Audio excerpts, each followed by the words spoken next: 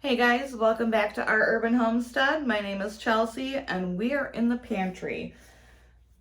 We're gonna do some menu planning. We're gonna go over what we've used so far this season, what we still need to use, and why I can seasonally. So tonight for dinner, I'm doing beef and noodles. I've got 2 jars of my canned chuck roast that I'm going to set aside. I like to grow and preserve about 80% of what we eat through the winter months. So what that means is all of our vegetables I grow and preserve, and then we don't have the space on our home to raise cows or pigs. So we are in calf sharing and pig sharing program where they're raised elsewhere. We know that they are grass-fed, grass-finished, and the highest quality that we can get, and we get to reap the rewards without having them on our property or having to take care of them. So I'm trying to meal plan, and it's always good to take an inventory of what you have left in your pantry.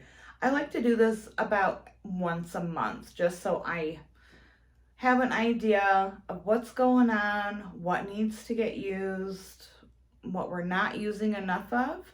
So let's jump into that.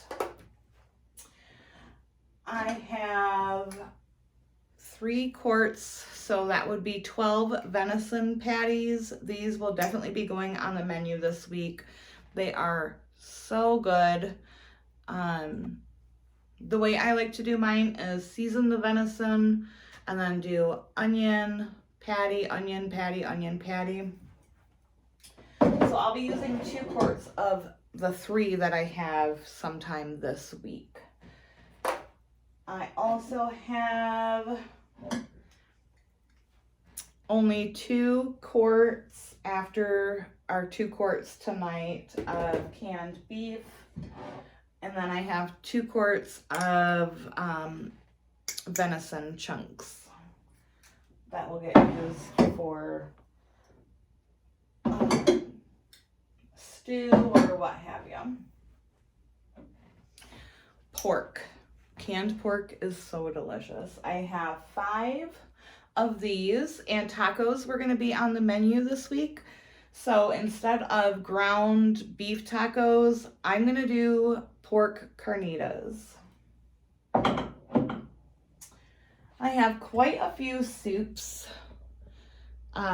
We got burger soup, bean soup, split pea soup. So I need to find a way to incorporate those into our menu so they're not just sitting on my shelves and I didn't put all that work in for nothing. Over on this shelf, I like to keep all of my tomato sauces and my vegetables, and my broth is on the bottom. Now these 12 or so quarts of tomato sauce, these were from the video I did last week on the store-bought tomatoes that I did. I have 4 quarts of venison chili. So good. So we'll be definitely using that. I started with, on the next shelf, about 100 or 150 pounds of potatoes, and I don't have a whole lot left. I canned some in chicken broth and some in beef broth, but I don't really have a whole lot left. Maybe 20 quarts if I'm lucky. So I think we're right on track for that. Next year I will definitely do the same amount because I think this is going to get me through the rest of the spring. I have a couple sweet potatoes left. On this shelf I have a lot of corn. So I have to figure out a way to incorporate some of this into our meals for the next week. I only have 3 pints of green beans left. So here was my problem with green beans this past season. I started a lot in the backyard garden. Our dogs kept eating them as soon as they came in. So once we got the front yard garden built, and in the fall, I did them in the front yard garden. Got every single one. Gorgeous, delicious green beans. I froze some. We ate a lot fresh for dinner, and then I canned some. And I only have 3 pints left. So I'm really hoping to figure out some kind of fencing for my backyard raised bed gardens to where I can grow summer and fall green beans. On this bottom shelf, I have my chicken broth, my beef broth, my ham broth, and then I also can gravy for like a quick chicken and biscuits, or if I'm doing chicken and need gravy with that. It's a great way to have it on hand. Takes no time at all. On this shelf, I have my butters, applesauce, like sauces, all of that. And then I have beans down below here. And then under that, I have my homemade cake mixes and some canned milk. I'm almost through the apple butter. I only have 5 half pints left, which makes me very happy because I had 20 of them. I've been incorporating them into cakes, oatmeals, cookies, whatever I can do. I still have quite a bit of applesauce and peach sauce left, so I will be this week figuring out what recipes we can use for that. As far as condiments go, this is looking really sad. I only have 1 pint of ketchup left. That's not going to be enough. So I know that next year I need to make more ketchup because it's so good. And then I have 2 pints of my pickled yellow peppers. And I love these on literally anything. But I have no candied jalapenos, no regular pickles to snack on, no salsa, no enchilada sauce, no taco sauce. We have went through all of that. So that is one reason why I am doubling my tomatoes that I'm growing this year. Last year I grew between 40 or 50. I can't remember the count. This year I'm doing 100 to 120.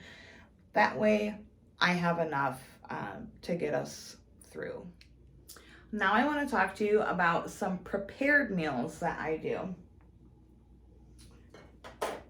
These are for convenience, like if we have a super busy day or I just really don't feel like spending all day in the kitchen, I can have dinner on the table in like 10 minutes.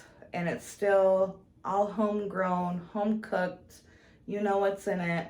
And most importantly, delicious. So I have a couple quarts of orange chicken, no, 1 quart of orange chicken, 3 of sweet and sour chicken. And then I have 2 quarts of sloppy Joe. This has the meat and everything in it. This will definitely be on the menu plan, because I honestly totally forgot about these. They were down in like the back corner of these 4 empty cubbies. And if you have never canned sloppy Joe with the meat, you're completely missing out. It is so good. Takes the flavor to a next level. We love it. And it's like on the table in 5 minutes. All right, now let's talk about why it is important to every now and then, I do about once a month, take inventory of your pantry. So I have 2 jars here. of caramelized onion, and I don't know if it's gonna show up, but the top, just the color looked a little off to me. Well, wouldn't you know it, they came unsealed. This is why it is very important for you to store your preserved food that you work so hard to grow and all that time. It's very important that you keep your rings off. That way it's pretty easy to know, like the lid just literally comes off and it won't go to waste. I'm going to give those to my chickens. It's not moldy, doesn't smell bad, but I don't feel comfortable with my family eating it. So we're going to give it to the chickens because they're like little garbage disposals. Disclaimer, do not feed your chickens any moldy food or anything that like smells spoiled. Do not do it. These do not. If the ring wasn't undone or the lid wasn't off, I would still eat these. They still smell really good. Don't feed your chickens moldy food. It's not good. Let's see. Oh, speaking of the caramelized onions, I have French onion soup mix. I've got 4 pints of my French onion soup mix, and I will be doing a video on my homemade French onion soup base. Let me grab it real quick. So I'll be doing a video on how to make your own French onion soup mix. This would be like, I think, what's the name? Lipton or something like that you would buy in the grocery store.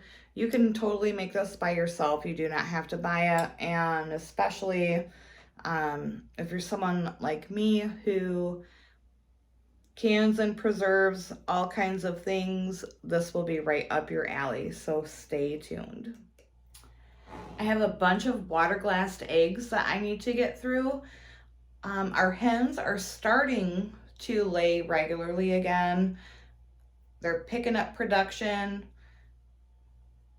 We're getting more light. It's getting warmer. Warmth has nothing to do with how your chickens lay, by the way. It's the amount of light during the day. So I need to get through these because I don't want these just sitting in my pantry. I want to be able to use these and then later on in the year before winter starts, preserve more so I have enough to get through. I've already used 2 of these size jars. Plus on top, we still got eggs all winter. So I've got to figure out a way to use these. I'm thinking I'm gonna make a chocolate flourless torte, brownies. I don't need lemon curd. So drop me a comment on your egg recipes because I definitely need them. I know I'm gonna do like little mini egg muffins for breakfast. But yeah, drop me your recipes. Okay, so behind me, this is where I keep like my dry storage, and all of these jars plus, oh, there we go, plus these were all full at the start of, the fall. I put up, I don't know, probably close to 1,000 jars this year. And to some of you that might not seem like a lot, but I can and preserve to get us through the winter. And we've emptied a lot of jars. So I just have put like my bulk seasonings and cocos and oatmeal and baking soda, cornstarch, that kind of thing into the jars. That way I can just grab a jar when the one is empty from my kitchen, put that in the dishwasher, grab a full one, And there you go. So I got to get busy making dinner because April's hungry. And I hope that this inspired someone to start growing enough food, preserving your own food, and being more self-sufficient. So I thank you all so much for watching. I appreciate you all, and I hope you're having a great day. Bye-bye.